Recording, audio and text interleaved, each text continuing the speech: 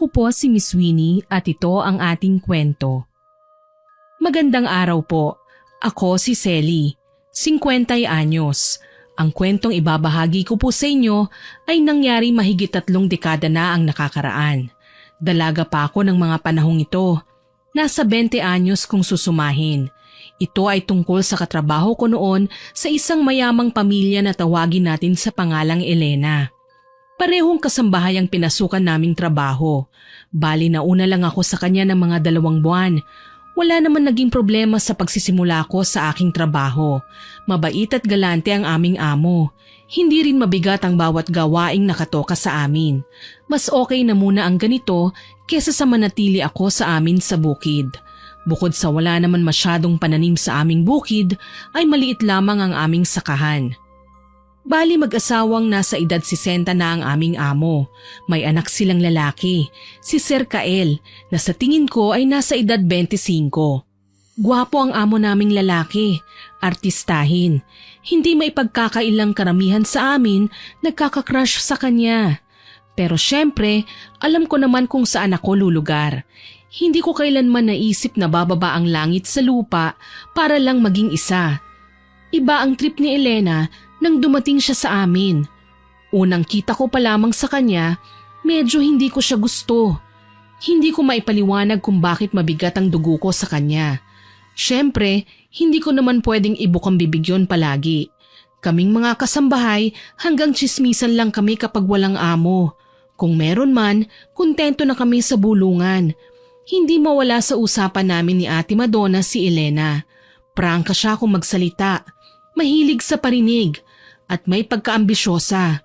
Sa katunayan, siya pa ang nagpakilala sa amin sa kanyang sarili nang magkasama kami sa maid's quarter kinagabihan. Ako nga pala si Elena. Anong pangalan niyo?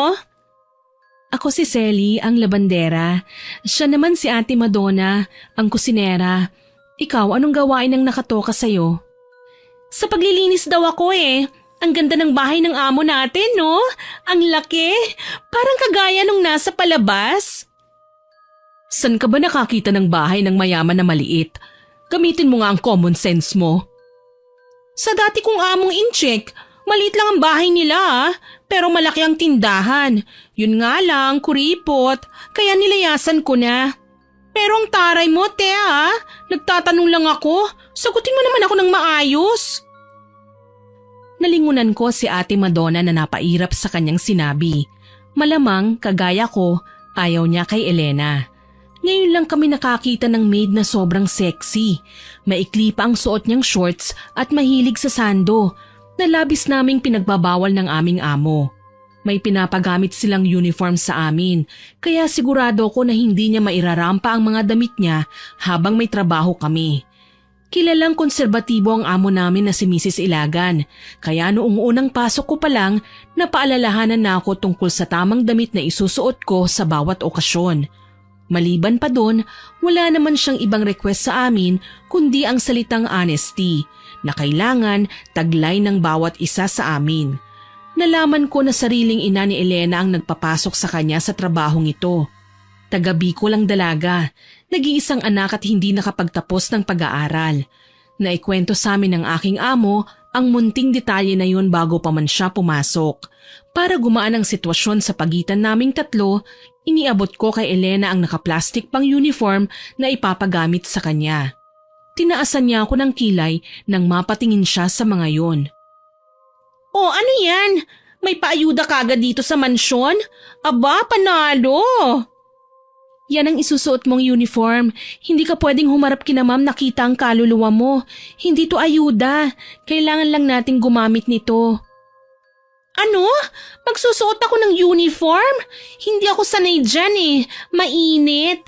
Tsaka makapalang tela. Isa pa, hindi naman bilyonaryo ang mga amo natin para higpitan niya tayo sa damit eh. Hindi ko alam kung ano ang magiging reaksyon ko sa kanyang sinabi. Nagulat ako. Noong ako kasi ang dumaan sa pagiging baguhan, hindi naman ako nag-inarte. Wala akong pili. Ang mahalaga, may sweldo ako. Pero sa ugaling pinapakita sa amin ni Elena, mukhang mahihirapan kami na pakisamahan siya. Bago pa man masagot ang babae, sumingit na sa aming usapan si Ate Madonna. Pareho lang tayong katulong dito. Wala kang karapatang mag-inarte sa kung ano ang pwede at hindi natin pwedeng isuot. Alam mo, te, pwede naman tayo mag-request na lang ng komportabling damit na pwede nating isuot. Isa pa, nasa bahay lang naman tayo. Hindi tayo nag-oopisina, no? Bago ka lang dito, hindi ko na gusto ang pananalita mo. Hoy, Elena, para sa kaalaman mo, tagalinis ka lang ha. Sinisweldohan tayo para sa ating trabaho, hindi para sa kaartihan natin. Ate, tama na yan. Huwag mong papatulan ng bago.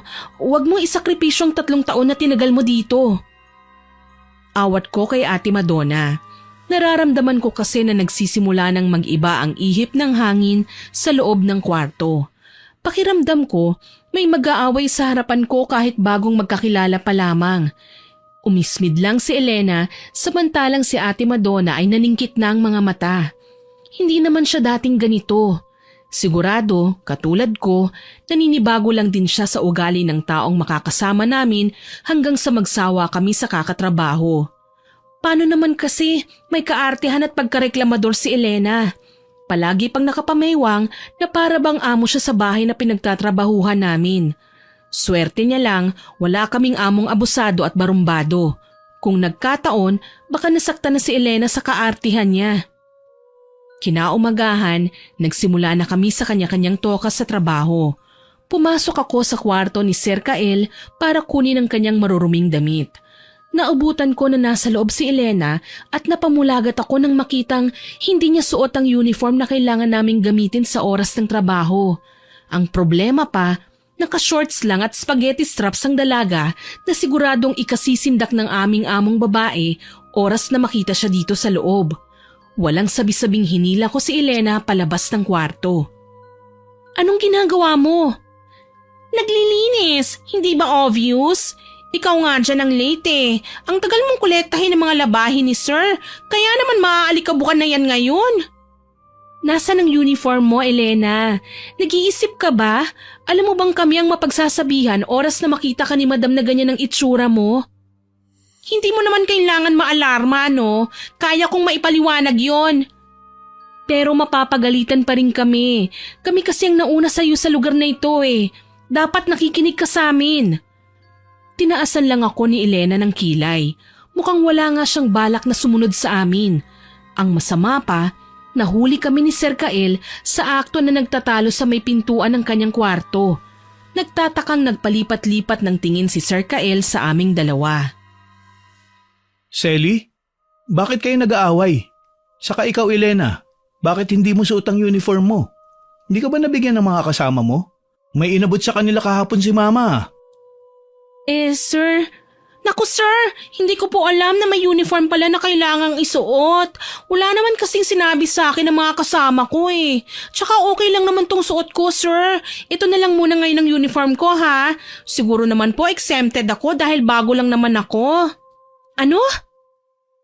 Labis akong nagulat sa naging deklarasyon ni Elena. Anong ibig niyang sabihin na hindi namin siya binilinan? Gayong inabutan pa namin siya ng uniform na sukat sa katawan niya. Ilang beses akong napakurap at hinarap si Sir Kael. Tinitimbang ko kung magpapaliwanag ba ako sa kanya o wag na lamang. Ilang sandali pa, tumikhim ako. Pasensya na po, Sir Kael. Hindi yata napansin ng kasama ko na uniform ang inabot namin sa kanya kagabi. Hindi kasi nakikinig sa instructions namin eh. Basta ayoko nang maulit pa ang pangyayaring ito, Selly ha. Alam mo naman si Mama, ayaw na tinatanggihan ang kanyang batas dito sa bahay. Ikaw naman, Elena, kailangan mo na magsuot ng uniform bukas. Nagkakaintindihan ba tayo? Yes sir, kopya po. Sige, I have to go. Iniwan na kami ng aming amo kaya napahalakhak si Elena. Ako naman, hindi ko alam kung ano ba ang gagawin ko sa kanya ng mga sandaling yon. May pakiramdam ako na base sa pinapakitang ugali sa akin ni Elena, literal na hindi kami magkakasundo ng babae.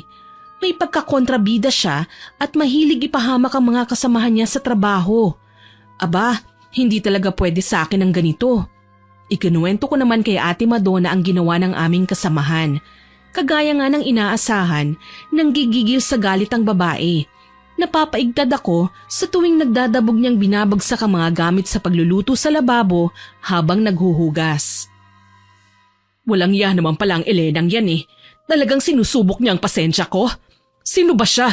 Bakit ba kailangan niya magmukhang inosente? Sinabihan naman natin siya. Hayop na babae. Baka may crush kay Sir Kael, te. Alam mo na, tsaka ang hilig niya sa drama eh. Parang walang pakialam sa mga kasama niya sa trabaho. Ang gusto ay magpapansin na lamang sa amo. Aba, may pagkaambisyosa naman pala siya eh. Anong akala niya? Napapansinin siya ng amo natin? Sino ba tayo? Mga katulong lang naman tayo eh. Hayaan mo na lang, te. Hindi na ako papayag sa susunod na magmukha siyang bida. Pero tayo naman ang mapagsasabihan. Alam mo naman sina madam, mabait nga pero metikulosa naman at maingat sa mga bagay. Siguro, pagsasabihan ko na lang siya ulit. Sana lang no, hindi rin siya abusada. Baka mamaya, makakita lang siya ng perang papel sa hagdan, ibulsa na niya. Nako, dyan nga siya mag-iingat. Baka kapag nagkamali siya ng galaw, mapapalaya siya dito sa bahay. Nakagawian na ng aming amo na lagyan ng pera ang bawat sulok ng bahay. Walang hiniling sina madam kundi ang maging tapat lang kami ng mga kasambahay.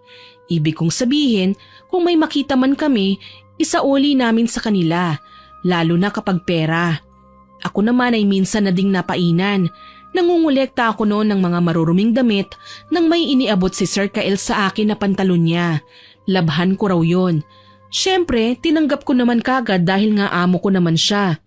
Bago ko binabasa ang bawat damit, binabaliktad ko muna ang mga ito. Kaya hindi ko inaasahan na may makikita akong bungkus ng perang tiglilibuhin sa bulsa ng kanyang pantalon. Kaagad ko itong isinauli.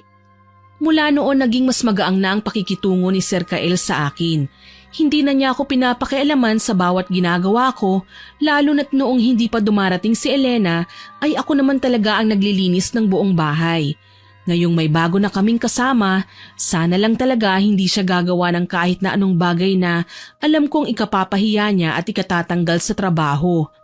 Kahit mga kasambahay lang kami, marangal itong trabaho at nagagawa naming makapag-ipon. Dala ng inis ko kay Elena, hindi ko na namalayang napapabilis na ang trabaho ko.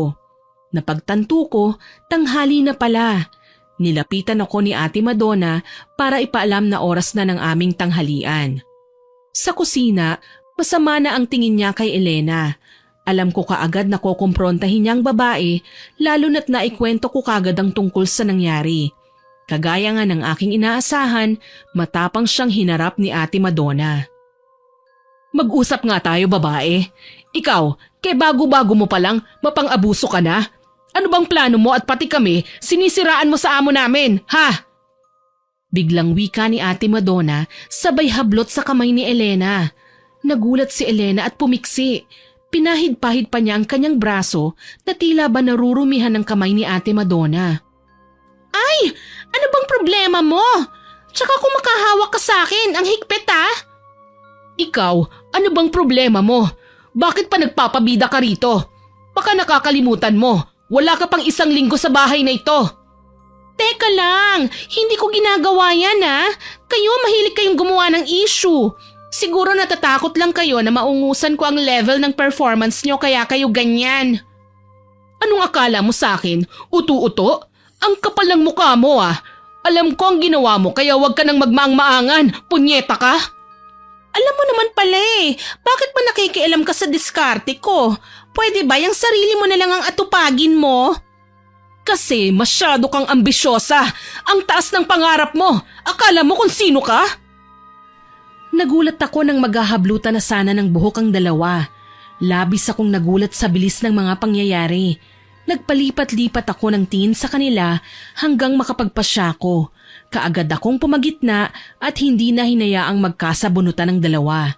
Baka kasi mamaya mapansin kami ng aming amo at kaming 3 pa ang sabay na mapagalitan. Teka, wala namang ganyanan. Bakit ba ang tatapang nyo? Mga pakialamera kasi kayo Dapat trabaho lang ang inaatupag nyo. Huwag kayong makikialam sa ginagawa ko. Hindi naman kayo ang amo ko Ayun na nga hindi kami ang amo mo, pero kami ang naatasan na magturo sa'yo. Saang parte ba ng ginagawa namin ang masama para sa'yo? Ugali na siguro ni Elena ang huwag sumagot dahil tinalikuran niya na kami. Wala akong nagawa kaya hinayaan ko na lamang. Ito ang hirap sa pagtatrabaho Ang may kasamahan kang mahirap ispelengin. Kailangan naming makisama para lang maging maayos ang aming pananatili sa lugar na ito. Yang pagiging kunwari ay mabubuting kasamahan nyo ang magpapahamak sa akin Hindi ako nakakalusot kung sumunod ka na lang kasi sa simpleng instruksyon, may mahihirapan ba? Kung maghahanap ka rin lang ng palusot, huwag mo nang dadalhin ang pangalan ko o ni Selly para makaiwas ka sa gulo. Hindi na hinintay pa ni Ate Madonna na magsalita si Elena. Basta niya na lang akong hinila at iniwan ng babae sa kusina. Sa hardin kami nagtungo. Inis na inis ako sa babaeng yan. Ate, kalma lang. Hindi pa naman natin siya lubusang kakilala Malay natin may good side pala siya. Ayokong umasa, Selly. Ang mga babaeng kagaya niya, kilala ko ang likaw ng bituka. Parang hinugot lang sa baryang si Elena Maldita na nga, makapal pa ang muka.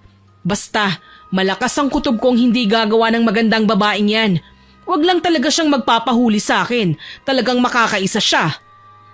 Lumipas ang mga araw, kahit papaano, nagawa kong paglayuin sina Elena at Ate Madonna.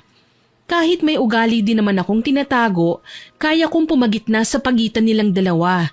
Ang ayoko lang, ang kakaibang kilos ni Elena. Hindi siya mapagkakatiwalaan. Kapag siya kasi ang naglilinis sa kwarto ni Sir Kael, palagi na lang siyang may tinatanong sa akin.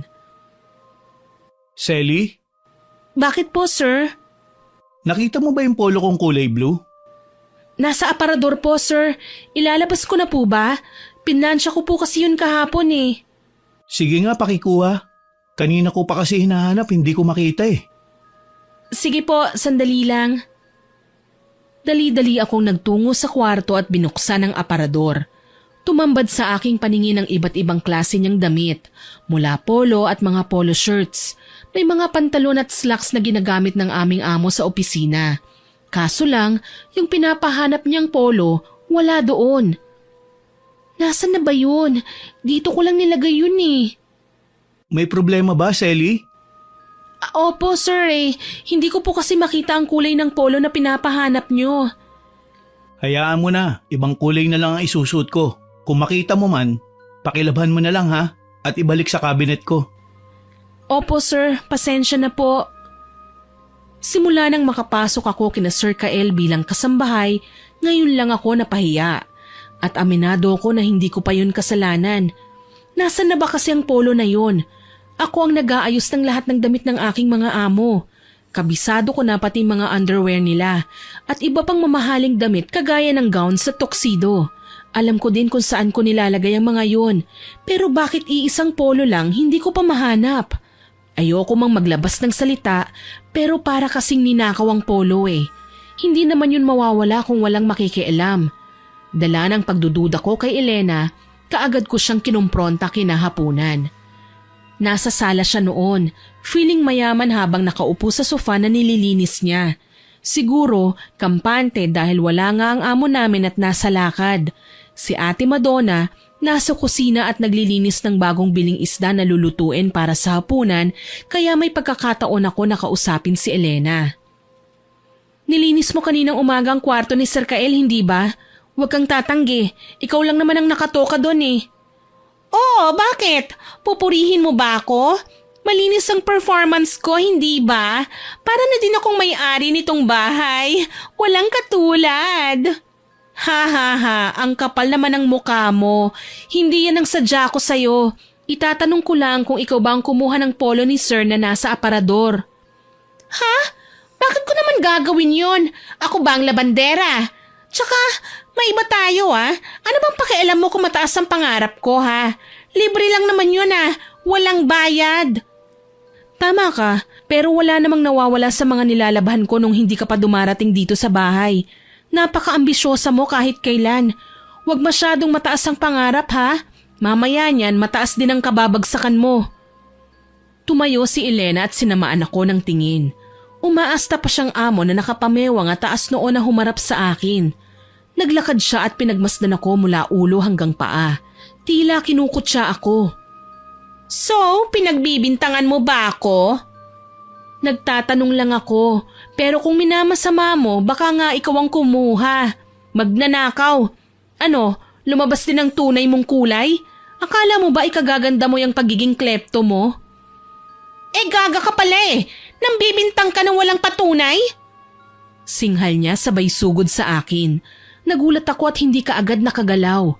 Hindi ko inaasahan na susugurin niya ako. Nang mapagtanto ko na sinasabunutan na niya ako, syempre lumaban ako. Hindi naman ako papayag na basta na lang niya akong saktan. Ang mga magulang ko nga, ni minsan hindi ako napagbuhatan ng kamay. Kaya wala akong balak na magpatalo sa kanya. Uminit ang ulo ko at pilit na inabot ang hikaw niya at saka marahas tong hinila. Mas gaga ka, Elena! Aray! Matapang ka, di ba? Oh, bakit ka umaaray? Hayop ka? Walang hiya ka! Sinipa ko siya sa tiyan kaya siya tumilapon sa may pinto ng kusina. Naging mabuhay ang pagbangon ni Elena at ginantihan ako pero naging maalam ako sa pag-iwas.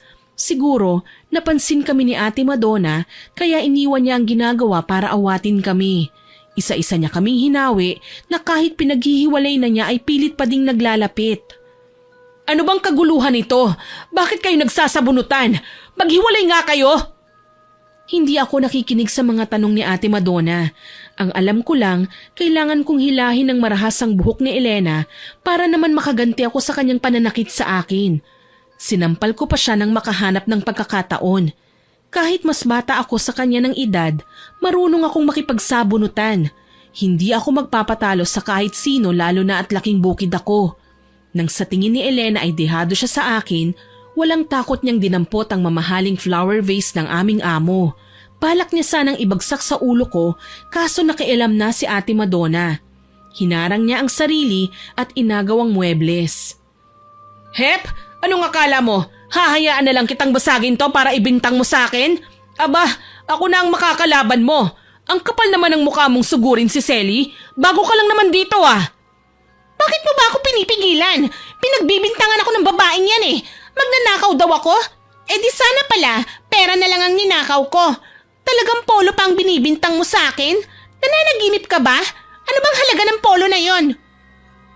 Baka naman totoo ang binibintang niya sa'yo. Baka nga may kinuha ka sa kwarto ni Sir Kael. Ikaw ang sumisira sa pangalan namin ni Selly na maayos na nagtatrabaho dito. Wala akong pangalan na sinisira. Kung may mawala man sa mga gamit dito, hindi ibig sabihin ako na ang kumuha. Baka naman na misplace mo o ang mas malala pa doon, ikaw mismo ang nagnakaw. Pagbibintangan ba kita kung hindi ikaw ang naglinis ng kwarto ni Sir? Nauna ka sa pagpasok doon Tatatlo lang tayong katulong dito. Sinabi na nga kasi na manahimik na kayo Nahinto kami sa pagtatalo nang makarinig ng busina sa labas ng bahay. Dumating na ang aming amo. Sigurado magtataka si Sir Kael kapag hindi namin siya napagbuksan kaagad. Kaya naman dali-dali akong nagtatakbo papunta sa gate. Si Ate Madonna naman bumalik sa kusina. Si Elena, hindi ko na alam, mukhang nagtago sa kwarto. Mabuti na lang talaga at walang gaanong nagulo sa mga gamit sa sala na mabilis naming naremedyohan kaagad. Magandang gabi po, sir. Magandang gabi naman. Nakapagluto na ba si Ate Madonna ng hapunan? Parang magpiprito pa lang yata, sir. Kakain na po ba kayo? Madali lang naman po yun Hindi. Pakisabi na lang na wag nang ituloy ang kanyang ginagawa. Nag-dinner na ako sa labas. Heto, may binili kong lechon manok para sa hapunan nyo. Tapos sina mama tapos nang kumain. Wag nyo na silang ipaghain Sige po, sir. Ipapaalam ko po kay Ate Madonna. Tinanggap ko ang ibinigay na supot ni Sir. Nagpasalamat din ako at hinayaan na siyang umakyat sa kanyang kwarto. Dinala ko naman ang pagkain sa kusina at sinabi kay ate ang bili ng aming amo. Kung ganon, kumain na tayo. Nasaan ang maldita nating kasama? Mukhang gigil na gigil ka sa kanya. Hindi ko alam, ate. Baka nasa kwarto niya. Feeling rich kasi ang babaeng yun Napaka-ambisyosa. Ang kapal ng muka. Ano ba kasi ang pinag-awayan nyo? Ang tapang mo para kang tigre. Kung umatake ka, patayan talaga.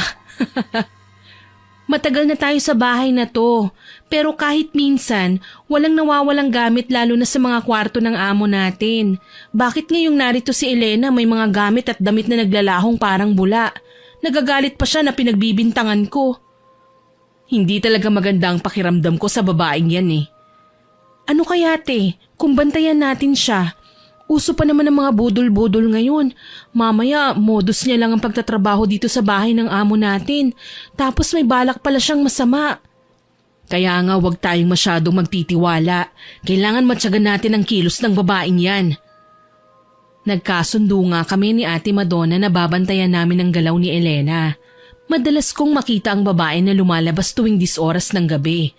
May kausap sa gate. Hindi ko naman kilala kaya pinipilit kong lumapit para malaman kung sino. Basta, bigyan mo ako ng mas mahaba pang panahon. Alam mo naman na bago pa lang ako rito eh. Hindi ko naman magagawang kumilos kaagad lalo na't mainit ako sa mga mata ng mga kasamahan ko. Natutop ko ang aking bibig. Ano kaya ang ibig niyang sabihin? Dala ng matinding takot, kaagad akong lumabas sa aking kinaroroonan sabay lapit sa kanyang kinatatayuan. Elena, gabi na. Sinong kausap mo riyan? Selly, ikaw pala. Kausap ko ang nanay ko. Bakit? Sino pa bang pwede kong kausapin? Dala ng hindi nga ako mapakali, pinagmasdan ko ang babaeng kausap niya. May pagkakahawig nga sila. Hindi ko lang maintindihan kung bakit kailangan patago silang magkausap. Nakakapagduda tuloy ang mga kilos nila. Nanay mo naman pala ang kausap mo eh. Bakit hindi mo siya ipinagpaalam kay Sir Kael para naman papasukin mo siya? Naku, hindi naman kailangan eh. Uuwi na din naman siya. Di ba, Nay? Ganun ba? Sige, papasok na ako sa loob Paalam ko sa kanya. Pumasok ako sa bahay pero nagtago ako sa gilid ng pinto. Nakasilip lang ako sa tinted na salaming dingding na hindi niya napapansin. Nakita kong hindi na nagtagal pa si Elena sa pakikipag-usap. Itinaboy niya kagad ang babae. Mas lalo akong napakunot noo. Ang aking ina na minsan na ding nakarating dito sa Maynila ay nag-overnight sa aming quarters. Nakakapagtaka lang na tila wala man lang pag-aalala si Elena sa nanay niya. Gayunpaman, mas kailangan kong maging alerto sa bawat galaw niya nang hindi na niya napapansin. Nang makapasok ako sa kwarto, sinalubong ako ni Ate Madonna. Ano, may napansin ka ba? Kausap lang niya ang nanay niya, ate. Nang ganito kalit? Ewan ko, nanay niya raw eh. Nahiga na kami sa kanya-kanyang kama. Nagpapaantok na lamang ako nang mapansing pumasok na si Elena sa loob ng quarters. Ako yung tipo ng taong hindi nakakatulog hanggat hindi nakukumpleto ang mga kasama ko sa higaan. Kaya nang mapansin kong natutulog na ang dalawa kong kasama, napanatag na ang loob ko. Bandang 3:00 ng madaling araw nang magising ulit ako. Napansin kong bumangon si Elena. Akala ko magsi-CR lang siya, pero hindi sa banyo nagtungo ang dalaga. Sa labas ng aming higaan. Dala ng kuryosidad, sinundan ko ang babae. Nakita ko siyang binabaybay ang kahabaan ng hallway papunta sa sala. Tapos dumiretso siya sa mga sinampay ko sa laundry area. Hindi ko alam kung anong ginagawa niya pero kinukutuban ako. Pasensya na, Sir Kael, pero gusto kong subukan ang bagay na ito. Nang sa gayon, mapigilan ko pang nalalapit na sakuna na nakatakdang mangyari sa pamilya mo. Mahina niyang bulong. Biglang nawala ang aking antok sa mga narinig ko. Sakuna? Nakatakdang mangyari? Ibig ba talagang sabihin may binabalak na masama si Elena? Kailangan kong sabihin ang aking mga nalaman kay Ate Madonna. Kapag may napatunayan kami, kailangan din naming ipaalam kay Sir Kael ang masama niyang plano.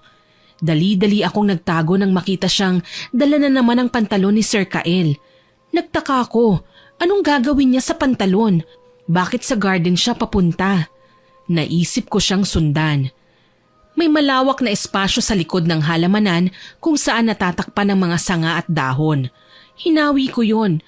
Sa di kalayuan, may napansin akong bagay na hindi ko akalaing makikita ko sa lugar na yon.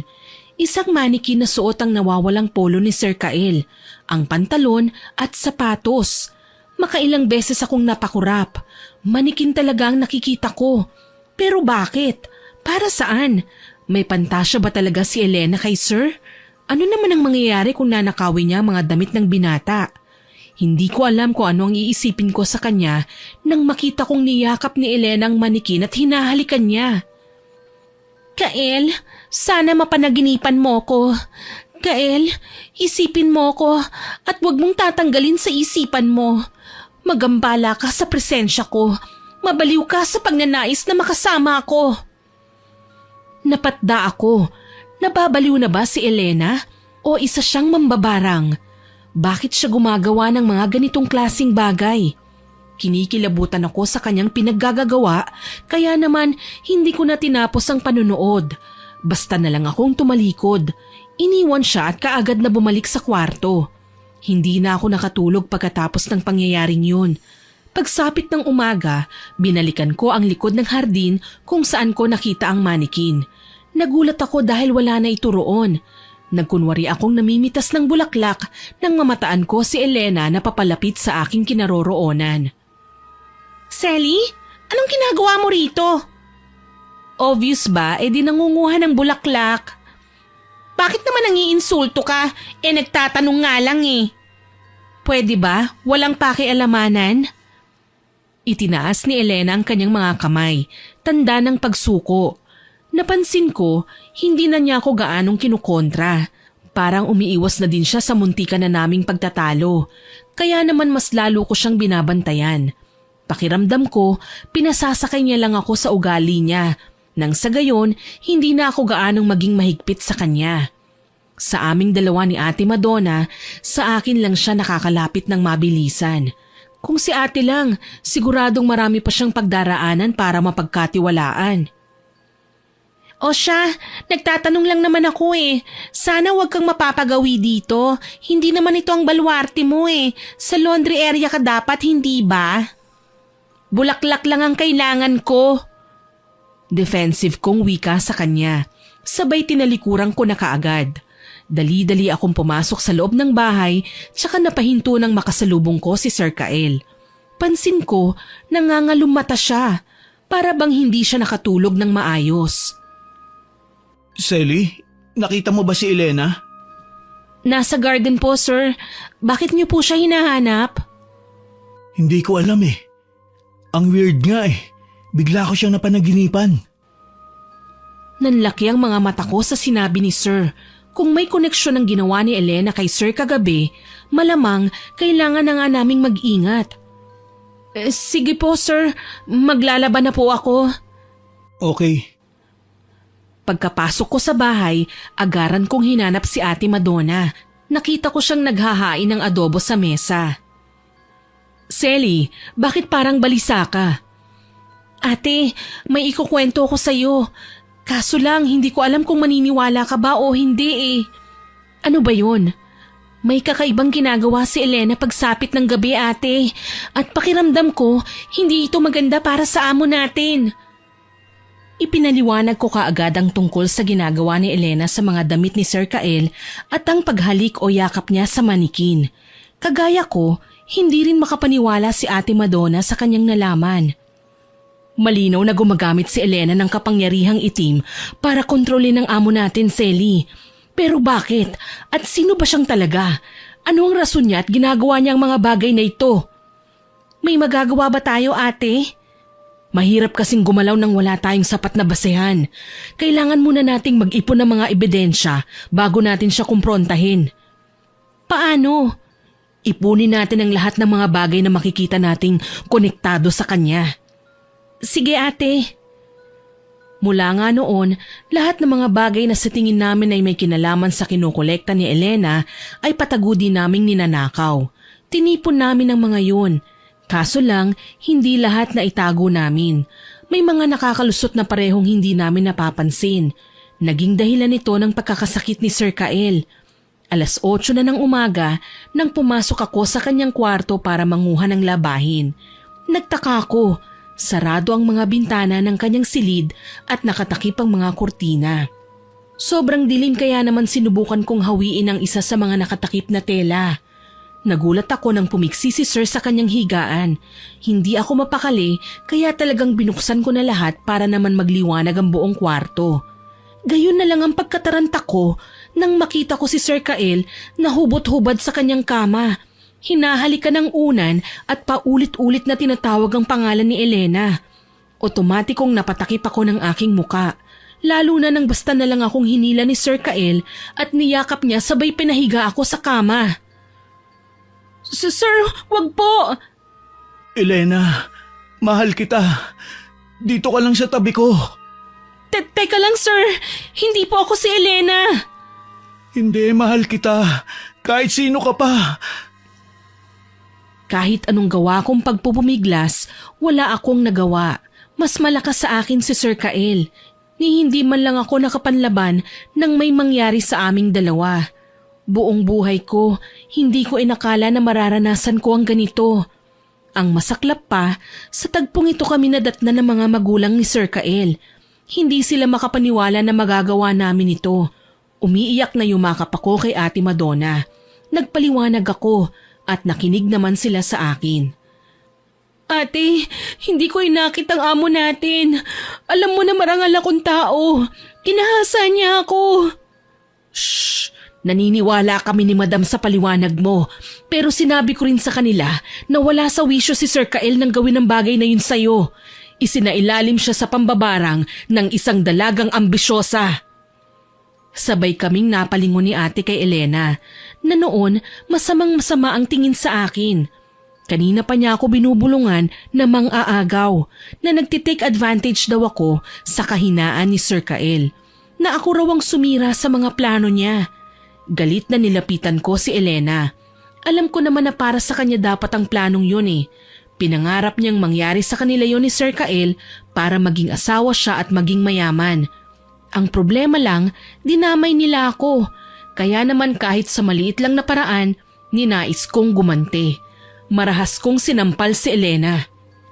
Ikaw ang may kasalanan sa mga nangyayari sa akin ngayon.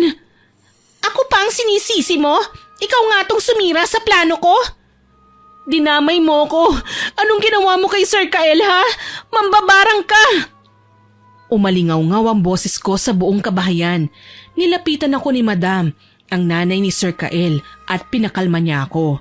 Alam ko naman na natatakot sila baka gumawa ako ng iskandalo o baka idemanda ko si Sir dahil sa nangyari.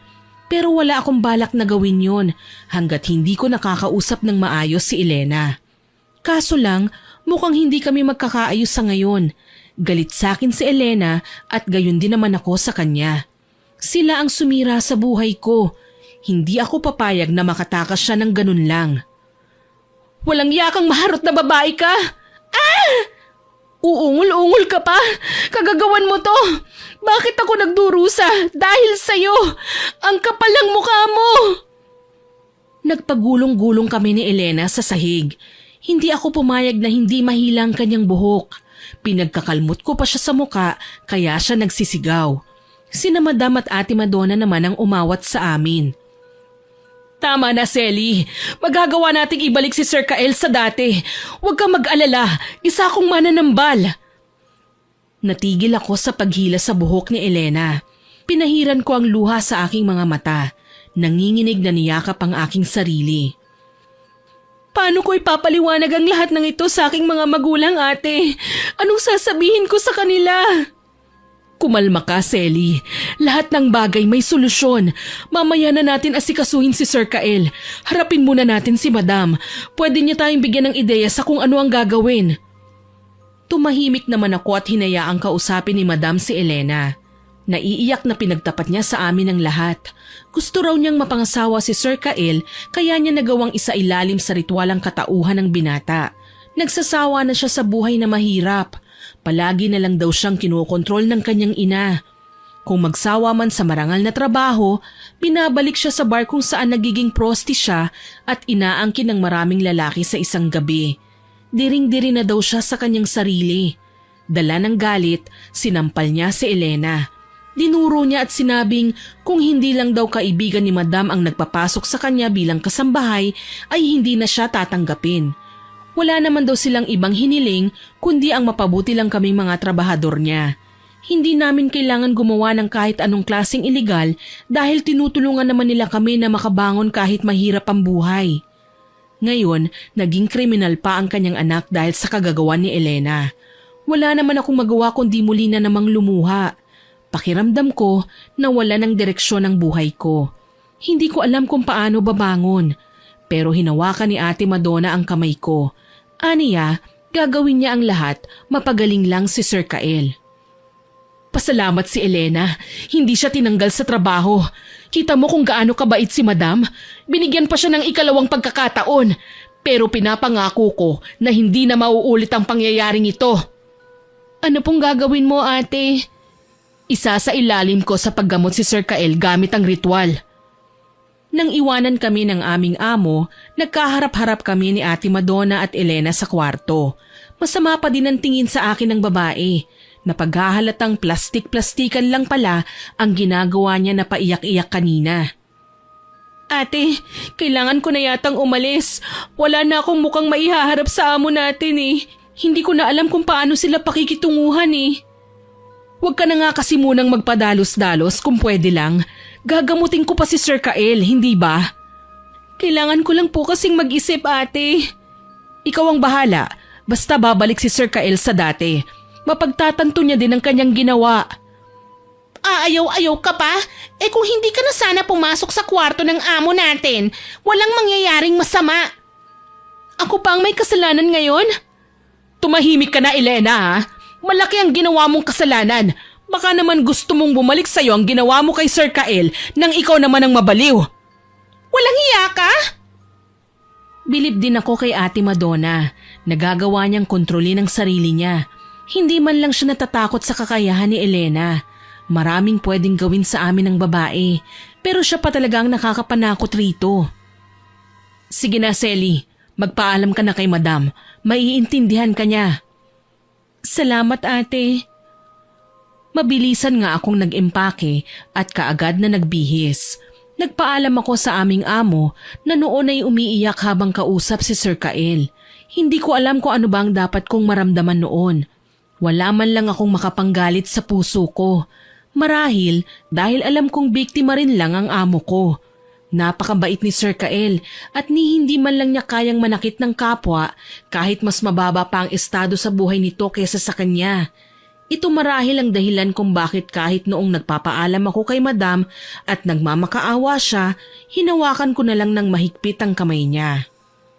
Huwag po kayong mag-alala, Madam. Hindi ko ipapahamak si Sir Kael. Naging mabuting amo po kayo sa akin. Hindi ko kayang iwaksin na lang yun ng dahil lang sa isang pagkakamali.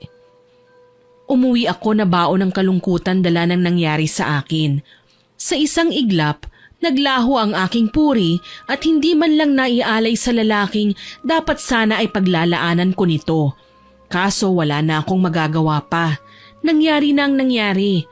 Ilang araw din akong nanatili sa amin. Wala akong sinabi sa aking mga magulang na may masamang nangyari sa akin.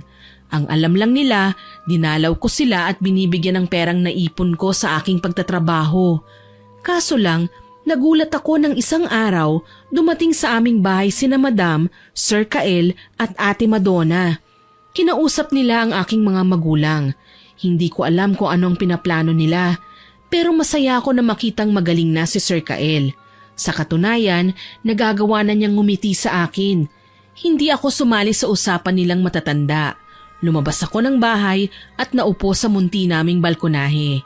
Medyo nakadama lang ako ng pagkailang nang makita ko si Sir Kael na papalapit sa akin. Selly, kumusta ka na? Sir, ayos lang po ako. Kayo po? Ayos din naman. Para akong bagong isinilang. Mabuti naman po kung ganun. Selly, tungkol pala sa nangyari. Sir, baka po pwedeng wag na nating pag-usapan. Matagal ko na pong kinalimutan yun eh. Pero Selly, hindi natin kailanman maitatanggi o makakalimutan ang nangyari. Naniniwala ako ng lahat ng yun ay may dahilan. Saka, kailangan mong malaman kung anong sasabihin ko para malaman mo ang dahilan kung bakit kami nandito. Napalingon ako kay Sir Kael. Nagtataka ang aking muka. Gustuhin ko mang magtanong, kailangan kong mauna siyang magsalita. Kaya naman hinayaan ko siyang isalaysay sa akin ang saloobin niya.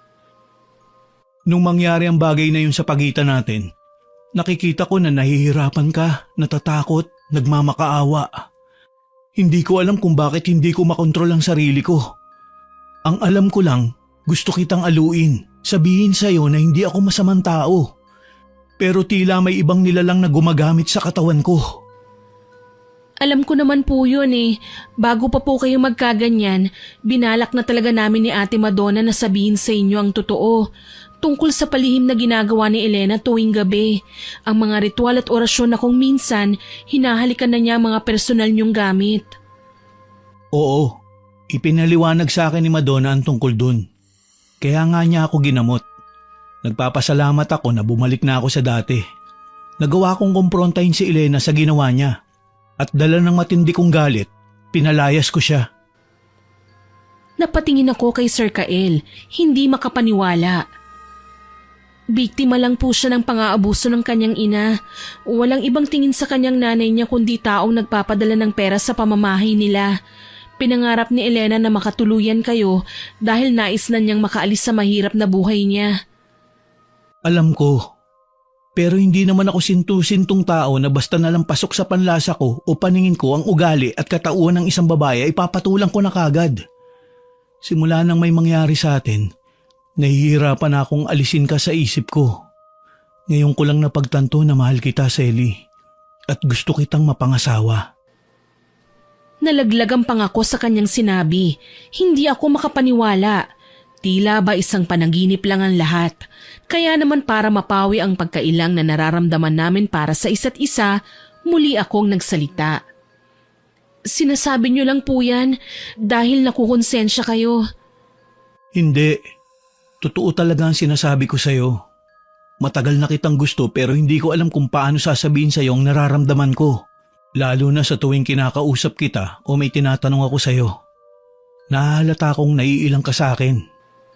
Ano bang gusto niyong gawin ko, sir? Gayahin si Elena? Landiin kayo? Magpapansin sa'yo? Hindi po kaharutan ang ipinunta ko sa Maynila. Ang sadya ko doon ay trabaho para kahit papano mabigyan ko ng magandang buhay ang aking pamilya. Saad ko sa kanya. Ngumiti sa akin si Sir Kael. Ewan ko ba, pero kinakabahan ako sa paraan ng pagtitig niya. Para akong natutunaw. Pilit ko man na itanggi siya sa puso ko, natitempt na din akong tanggapin ang alok niya. Maya-maya pa, muling nagsalita si Sir Kael. Sana naman mula ngayon, wag mo na akong tatawagin na sir. Pero... Please, Selly. Mahal kita, okay? Sana naman wag mong tatanggihan ang pag-ibig ko para sa'yo. Alam kong mabilisan to, pero sana naman wag mong iisipin na pinipilit kita dahil kailangan. Ginagawa ko ito dahil ito talaga ang digta ng puso ko. Sir? Hinawakan ni Sir Kael ang aking mga kamay. Nararamdaman ko ang pagiging sinsero niya at hindi ko siya matanggihan. Kaya naman para matapos na ang paghihintay naming lahat, binigay ko ang matamis kong oo sa kanya. Naging masaya naman ang aming mga pamilya sa naging desisyon namin ni Kael. Ito na yata ang literal na matatawag naming whirlwind romance. Simula kasi nang pumayag akong magpakasal sa kanya, wala na siyang ibang pinakita sa akin kundi purong pagmamahal at kabutihan. Naging masaya din para sa amin si Ate Madonna. Siya ang gumamot kay Sir Kael at nagpaliwanag sa lahat. Kinailangan daw namin mag-ingat sa mga taong kagaya ni Elena na ginagamit ang kakayahan na mambarang para makapanlamang ng tao. Kalaunan, naidaos din ang aming kasal. Inimbita ang aming mga malalapit na kaibigan, kapamilya at kakilala. Habang nagpapalitan kami ng sumpaan sa harapan ng pari at altar, hindi sinasadyang napatingin ako sa likurang bahagi ng aking mapapangasawa at nakita ko si Elena. May suot na belong itim. Napakasama ng titig niya sa akin. Napansin ni Kael na natulala ako kaya naman kaagad niya akong kinausap. Mahal ko, ayos ka lang ba? Oo, ayos lang ako. Para ka kasing nakakita ng multo eh. Hindi naman, wag mo na lang akong pansinin. Tumango na lamang si Kael at sabay na kaming humarap sa pari. Nang inanunsyo niya na kami ay mag-asawa na, ay nagpalakpakan ng lahat. Gayunpaman, hindi talaga mawala sa aking isipan si Elena, na sa muli kong pagsulyap sa kaninang kinaroroonan niya ay wala na doon. Pagkatapos ng aming kasal, dumiretso kami sa bagong tahanan na pinagawa ni Kael. Aniya, sa bahay na yun kami bubuo ng pamilya. Natuwa naman ako dahil malapit lang ito sa bahay ng aking mga magulang. Ang sabi niya, mas mainam na malapit kami kina nanay at tatay nang sa gayon may makasama naman ako kapag umaalis siya papunta sa trabaho. 6 na buwan na kaming nagsasama nang matuklasan ko na ako ay buntis. Gayon na lamang ang labis niyang tuwa nang ibalita ko yun sa kanya. Hindi ko nga maiwasang kiligin habang tinatanggap ang mga yakap at halik niya. Sino nga ba naman ang mag-aakala na ang lalaking pinapangarap ni Elena ay sa akin magpapakasal at sa akin magbibigay ng kanyang sinumpaang pangako? Isang araw, abala ko sa paghahanda ng aming agahan nang makaramdam ako ng pagkahilo. Ayos ka lang ba, mahal ko? Pasensya na, nahihilo lang ako, mahal. Alam mo, dapat siguro mag-hire na tayo ng katulong para naman may makausap ka rito sa bahay. Para din may makakatulong ka sa mga gawain. Kaya ko naman gawin ang lahat ng trabaho dito eh. Ayos lang naman sa akin. Hindi na natin kailangan ng katulong. Kahit stay out lang. Ang mahalaga, may makasama ka sa bahay. Tutal, uuwi naman ako tuwing hapon, kaya hindi na natin siya kakailanganin sa gabi. Dala ng mapilit nga ang aking asawa, wala akong nagawa kundi hayaan na lamang siya sa kanyang gusto. Tutal naman, siya ang magpapasweldo. Napapangiti na lang ako sa tuwing tinatrato niya akong parang prinsesa. Dati labandera lang ako ng kanyang mga damit, taga-plansya ng kanyang polo. Pero ngayon, habang nakatingin ako sa salamin, namamangha din ako sa aking sarili. Nakikita ko ang kaibahan ng aking panlabas na anyo. Mamahalin na ang aking mga damit. May suot akong alahas. Marami na akong pera. May sarili pa nga akong kotse na regalo sa akin ni Kael noong kaarawan ko. Napangiti ako at niyakap ang aking asawa. Sige, ikaw ang bahala. Basta stay out lang ha. Kahit sa gabi tayo na lang dito sa bahay. Oo naman. Gusto ko nga sana si Madonna na lang ang kunin natin. Kaso ayaw ibigay ni Mama. Si Madonna na lang daw nakakausap niya sa bahay.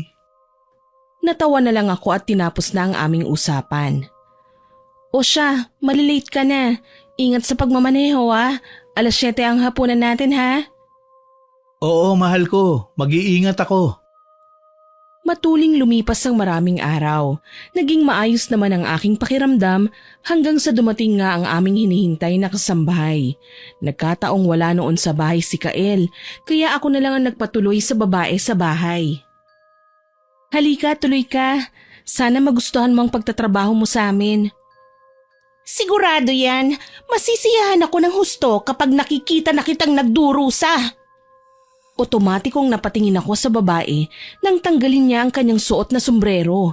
Halos panawan ako ng ulirat nang makilala ang inaakala kong bagong kasambahay, si Elena. Ikaw? Oo, ako nga. Nagulat ka? Hayop ka? Ang lakas ng loob mong magpakita sa akin dito pa talaga sa pamamahay ko. Kumalma ka, Selly. Ikaw ang lakas na ng loob mo porke amo ka na ngayon. Naglakad-lakad pa si Elena sa paligid ko at pinaikutan ako ng tingin. Para bang sinusuri niya ang aking itsura. Tinataasan ako ng kilay. Ayos din Dahil sa ginawa ko, guminhawa ang buhay mo. Mukhang panahon na din naman na ibalik mo na sa akin ang lahat ng kinuha mo. Kinuha? Wala akong kinuha sa'yo. Aktong susugurin ko na sana si Elena, kaso lang may inuusal siyang mga salita na basta na lang nagpasama sa aking pakiramdam. Maya-maya pa, nagulat na lang ako nang makaramdam akong naduduwal ako. Dali-dali akong tumakbo sa kusina, diretso sa lababo para magsuka. Halos manghina ako sa dami ng aking isinuka na hindi naman pagkain kundi mga insektong kahit kailan ay hindi ko naman nilantakan. Diyos ko! nabubuyog. Masarap ba, Selly? Yan ang regalo ko sa pagdadalang tao mo. Malandi ka? Inagaw mo sa akin si Kael. Nanlilisik ang mga mata ko at hinablot ang kutsilyo sa may lababo. Iniumang ko ang patalim sa kanya. Wala akong inaagaw sa'yo. Ang kapal naman ng mukha mong pagbintangan ako. Ay, talaga? Wala kang kinuha sa akin? Isusumbong kita kay Kael. Sige, isumbong mo ako. Kung gusto mo pati asawa mo ay magsuka din ng insekto at maging malala kagaya mo. Anya na ikinaatras ko. Galit na galit ako sa ginawa niya sa akin, pero hindi ko naman alam kung paano siya gagantihan. Hindi ako kriminal, lalo na't kahit hawak ko ang kutsilyo sa aking kamay ay labis ang aking panginginig. Nabigla na lang ako nang umusal siya ng lengguwaheng siya lamang ang nakakaintindi. Bigla, tila may puwersang pumigil sa aking kamay para atakihin si Elena. Sa halip, nabigla ako nang kumilos ang aking braso at sapilitang iniharap sa aking sarili ang kutsilyo. Anong ginagawa mo? Gusto kong tapusin mo na ang buhay mo. Hindi ako papayag. Pinilit kong makipagtagisan ng lakas laban sa aking sarili. Ginawa ko ang lahat, wag lang masugatan ng hawak kong kutsilyo. Ang kailangan lang mabitawan ko ito. Pero sadyang napakalakas ng puwersang kumukontrol sa akin. Napasigaw pa ako ng tuluyan nang maidiin ang kutsilyo sa aking kamay kung saan nahiwa ko ang aking palad kasabay ang pag-agos ng napakaraming dugo. Diyos ko! Elena, itigil mo nang ginagawa mo! Nanggigigil akong singhal sa kanya na ginantihan lang niya ng tawa. Natatarantang tumakbo ako sa gripo para hugasan ang duguan kong kamay. Nang mapasigaw ng pinihit ko ang gripo para kumuha ng tubig ay wala namang lumabas na likido. Sa halip, sandamakmak na linta ang nakita kong lumabas sa gripo na ikinasindak ko. Malakas na palahaw kaagad ang aking pinakawalan dahil hindi ko maatim na pagmasdan ng mga linta na aktibong gumagapang papasok sa sugat na nakuha ko sa kutsilyo kanina para sumipsip ng naroong dugo. Ayan, mamamatay ka ng dahan-dahan, Selly.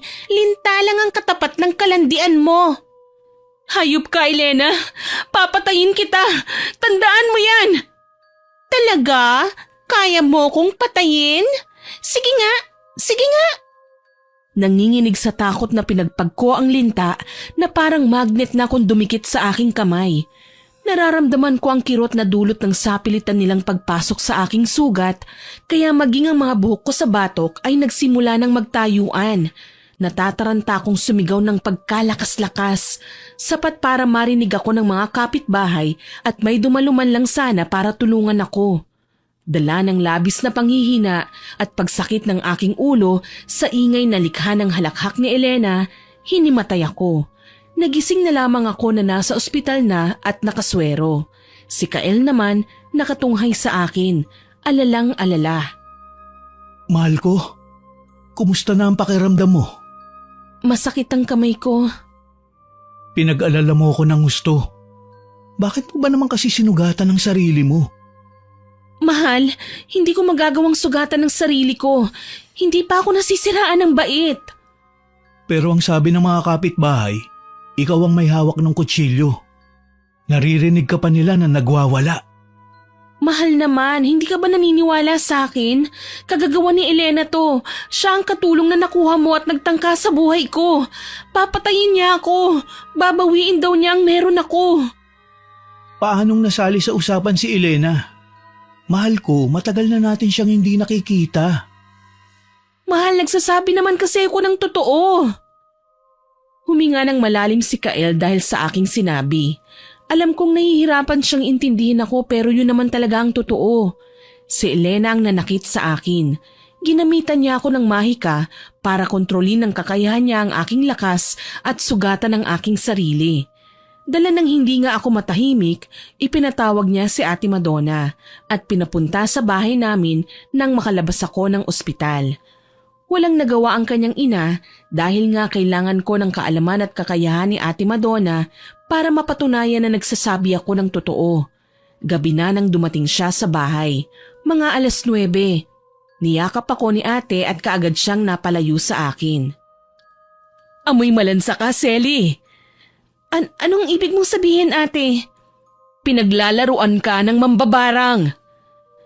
Dahil sa kanyang sinabi, umiiyak na kinuwento ko ang tungkol sa pagpunta ni Elena sa bahay. Hindi makapaniwala sa aking sinabi si Ate Madonna. Mukhang nagbalik na ang babae para maghiganti. Paano'y hindi naging maganda ang ginawang pagpapalayas ni Kael sa dalaga? Galit na galit kasi ang aking asawa sa ginawa ni Elena kaya siya naitaboy. Kailangan na nga kitang itawas. Ate, gawin mo ang lahat. Malaman mo lang kung bakit kailangan akong balikan ni Elena. Wala naman akong matinding kasalanan sa kanya eh. Mangiyak-ngiyak kong sabi. Dahil sa ginawa niya sa akin, pati anak namin ni Kael ay nadadamay sa galit niya. Hindi na ako pwedeng maospital ulit. Baka ikasama ng kalagayan ng baby namin na palagi akong nakakabitan ng swero. Pinagmasdan ko siya habang abala sa pagdarasal sa harap ng libreto na hawak niya. Maya-maya, nagpakuha siya ng puting planggana na may tubig at asin. Nagsindi ng kandila. Maya-maya pa, ipinatak niya ang tulo ng kandila sa tubig. Dahan-dahan, may nabubuong muka mula sa kandila. Si Elena. Si Elena nga. Diyos ko, ate, anong gagawin ko? Kumalma ka, may orasyon pa akong gagawin. Halika, maupo ka. Sige po. Naupo nga ako sa upuan at humarap kay ate. Inabot niya ang aking hintuturo at gayon na lang ang pagsigaw ko. Walang kasing sakit ang kanyang ginawa. Sinubukan kong magpumiglas pero sinabihan niya ako na tiisin lang ang kanyang ginagawa. Kailangan daw naming maagaw ang aking kamalayan mula sa pagkakakontrol ni Elena. Dahil bukod sa barang sa pisikal na katawan ay balak din akong baliwin ni Elena. Galit akong umiyak at nagwala. Walang iya siya. Wala akong ginagawang masama sa kanya. Kung tutuusin, siya pa nga ang may atraso sa amin ng aking asawa. Ginawa niya kaming mga laruan. Pagkatapos kapag natalo siya, nagagalit siya kaagad. Ganyan talaga ang mga mambabarang, Selly. Masyado silang tuso. Hindi sila papayag na nalalamangan. Galit na galit siya dahil hindi sa kanya natupad ang pangarap na pinaghirapan niya. Sa dahilang yun, nagawa niyang mag-ipon ng galit at mas maraming puot para lumakas ang kanyang puwersa. Ate, anong gagawin ko? Mahal ko, baka nakakalimutan mo. Nandito pa ako. Hindi niya matitibag ang pagmamahala natin. Palagi mo yang tatandaan. Hindi ako papayag na mapaghiwalay niya tayo. Mahal na mahal kita. Mahal na mahal din kita, Kael. Ikaw na lang ang naging buhay ko. Hindi ako papayag na basta ka na lang bawiin ang bruhang babaeng yun. Kailan ba naman kasi ako naging kanya? Mula pa noon hanggang ngayon, walang kahit nakatiting ng aking pagkataong makukuha niya. Yan ang wag mong kalilimutan. Dahil sa mga sinabi ng aking asawa, nagkaroon kami ng lakas ng loob na labanan ng kapangyarihan ni Elena. Kahit ba nangihina ako dahil sa barang na ginawa niya sa akin, tinatagan ko ang aking loob, wag lang mawalan ng pag-asa. Lumipas ang mga araw at nararamdaman ko na ang epekto ng kanyang kapangyarihang itim. Madalas akong nahihilo at mabuwal habang nagsusuka ng itim na dugo na hindi ko naman alam kung saan nanggagaling. Naging malakas para sa akin si Kael. Nagagawa niyang umalalay sa akin at hindi ko man lang siya nakitaan ng pandidiri sa pag-aasikaso niya sa akin. Kaya mo yan, mahal ko. Isuka mo lang ang lahat ng nakakapandiri sa lalamunan mo, ha? Huwag kang mag-alala. Nandito ako. Mahal, hindi mo ako sinukuan. Pinag-uusapan ako ng mga kakilala ni Kael. Kesyo malapit na raw maging byudo ang aking asawa. May malala daw akong sakit at sa kamalas-malasan ay kanser daw yun, na naging dahilan kung bakit ako namayat at nangangalong mata. Naging maputla na din ang aking katawan. Ang sabi ni Ate Madonna, mabilis daw umepekto ang barang na nilagay ni Elena sa aking katawan. Kaya naman nahihirapan siyang kontrahin ito. Alam kong dalawa lang ang aking patutunguhan, ang mamatay o ang mabuhay. Kaya kinailangan kong magdesisyon. Totoo na mayat na ako at halos wala ng lakas pero kaya ko pang maglakad. Ang kailangan ko lang makaisip ng paraan para makaganti kay Elena. Ginaya ko ang ginawa niya noon kay Kael. Nagpabili ako kay Ate Madonna ng manikin. Pinaorasyonan ko yun sa kanya at nilagyan ng mga damit na nagre-representa kay Elena. Hindi niya alam na may mga personal na gamit siyang naitago ko noon na hindi na niya nakuha. Ito ang gagamitin ko para magkasakit din siya. Sigurado ka na ba sa gagawin mo, Selly? Wala na akong choice, ate. Mamamatay ako, hindi ba? Kapag hinayaan ko na lang siyang gawin ng kahit na anong bagay na maisip niya. Tama ka at wala akong magagawa maliban sa buweltahan siya. Hindi ko naman kaya maging mangkukulam dahil hindi na magkakabisa ang pagiging mananambal ko kapag ginawa ko yun. Hayaan mong gawin ko ang bagay na ito, ate, nang makaganti naman ako sa kanya. Niyakap ako ni Ate Madonna ng mahigpit. Pagkatapos, hinayaan niya akong pag-aralan ng lahat ng tungkol sa barang. May libro siyang tinatago tungkol sa karunungang itim na mabilis ko namang natutunan. Naging masikap ako hanggang sa isang araw na pagtanto kong handa na ako. Binigyan ako ni Ate Madonna ng pulseras na proteksyon sa anumang gagawin sa akin ni Elena. Aniya, kailangan ko yun dahil lumalakas daw ang puwersa ng babae. Patunay na doon ang biglaan na lang niyang paglitaw sa aking harapan ng basta-basta kahit wala naman siya sa aming tahanan. Nagagawa na niya ang imposible na alam kong pinaghandaan din niya para lang mahulog ako sa bitag niya. Pero hindi ako magpapatalo kay Elena. Nasa likuran mo lang ako kapag kailangan mo ng tulong, ha? Naiintindihan ko, ate. Nagtungo ako sa hardin naming mag-asawa kung saan nakatayo ang manikin na nagre-representa kay Elena. Dumipa ako at nagdasal sa wikang Latin na dati hindi ko naman naiintindihan. Pero ngayon, kabisado ko na ang ibig sabihin. Paulit-ulit kong binigkas ang mahahalagang kataga hanggang sa maramdaman kong nagliwanag ang buong paligid. Nagsindi pa isa-isa ang bawat itim na kandila na nasa paligid. Napangiti ako. Nagawa ko ng tama ang proseso. Ilang sandali pa, kinuha ko ang larawan ni Elena. Dinikit ko ito sa dibdib ng manikin. Dinasalan. Ilang sandali pa, nakita ko na ang tunay na Elena. Basta na lang lumitaw sa isang sulok ng hardin. Nanlilisik ang kanyang mga mata. Hindi nagustuhan ang nakitang ginagawa ko. Mukhang nagulat ka, no, Elena? At talagang balak mo pa akong kalabanin? Bakit? Ayaw mo ba? Natatakot ka? Hindi ko kailangan matakot sa mga taong mahihinang kagaya mo. Nagsimula na siyang gumawa ng orasyon, isang nakamamatay na sumpa kung saan pinagagalaw niya ang mga alaga niyang linta na nasa loob ng aking katawan. Tawa siya ng tawa, pero hindi na niya ako maiisahan.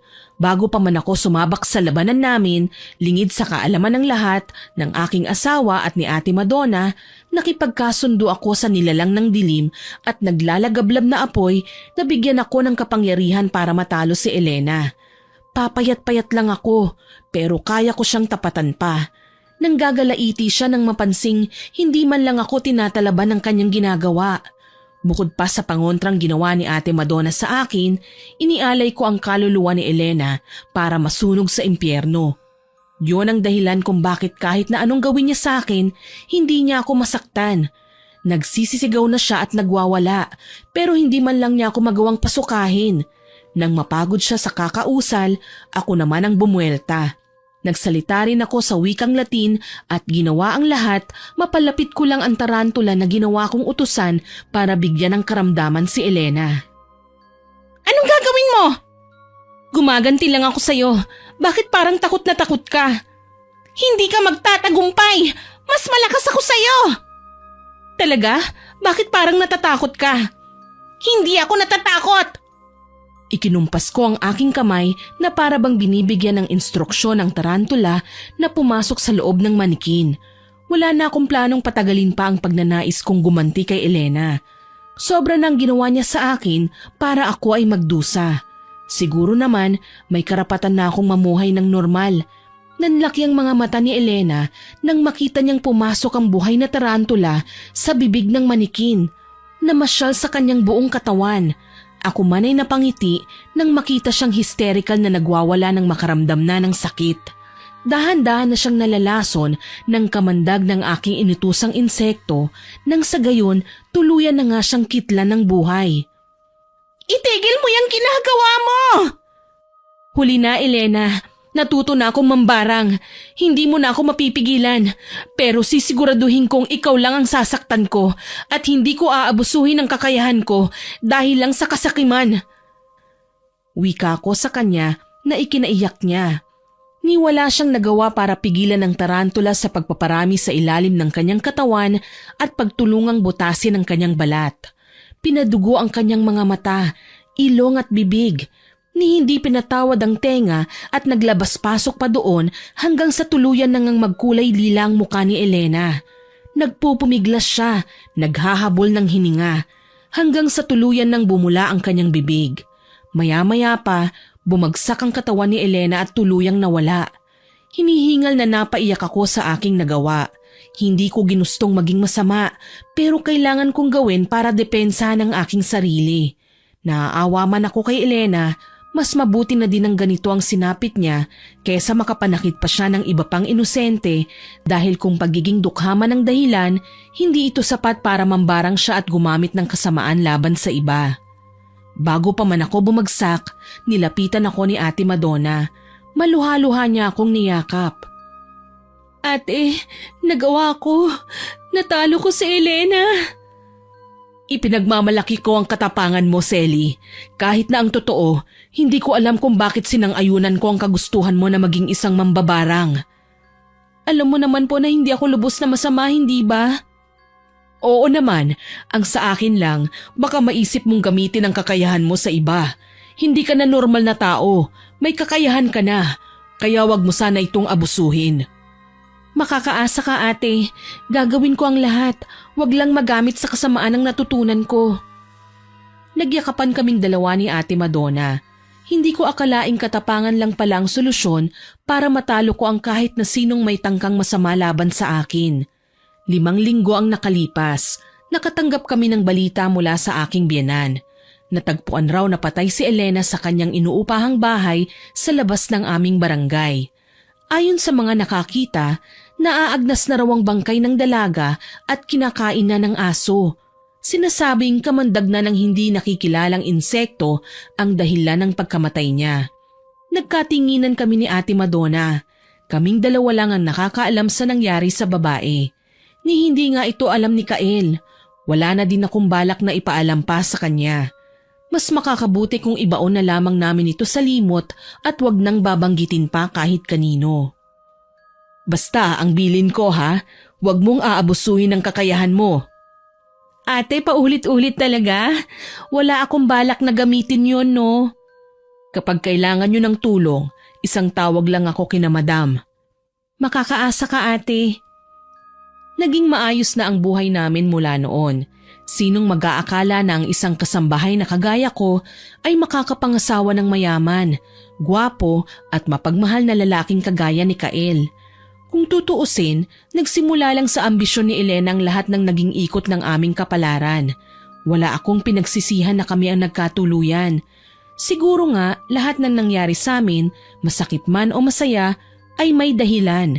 Hinuhubog kami sa posibleng mabuong panibagong kami pagdating ng araw. Masaya ako na ikaw ang magiging ina na magiging anak ko, mahal. Ganon din ako, Kael. Sana wala nang Elena na gumambala pa sa atin. Hindi na nga mangyayari yun. Alam mo na, wala na din naman si Elena. Niyakap ako ni Kael. Kasabay nun ay hinaplos ko din ang aming magiging anak. Marami akong ikukwento sa kanya paglabas niya. Kagaya na lang ng mga nangyari sa akin nung nasa kalagitnaan ako ng pagsubok.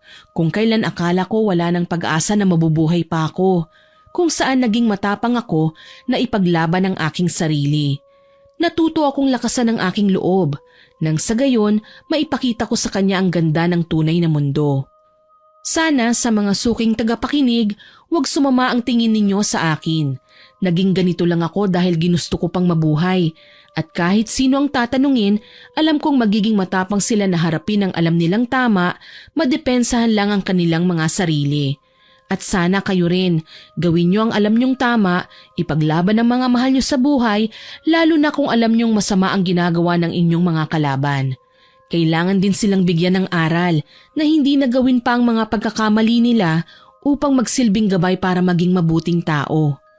Naging maayos ang pagsasama namin ni Kael sa paglipas ng panahon. Nagkaroon kami ng 3 anak, 2 babae at 1 lalaki. Kahit kailan, hindi ko binanggit sa kanila ang tungkol sa ginawa kong pambabarang. Alam kong hindi nila gugustuhin na malaman ang aking mga kakayahan. Isa pa, kay Elena ko lang talaga ginamit ang aking mga nalalaman. Ni minsan, hindi ko na ito ipinakita pa sa iba.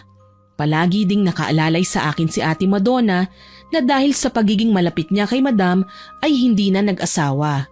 Pinili niyang magsilbi hanggang sa tuluyang pumanaw ang ginang.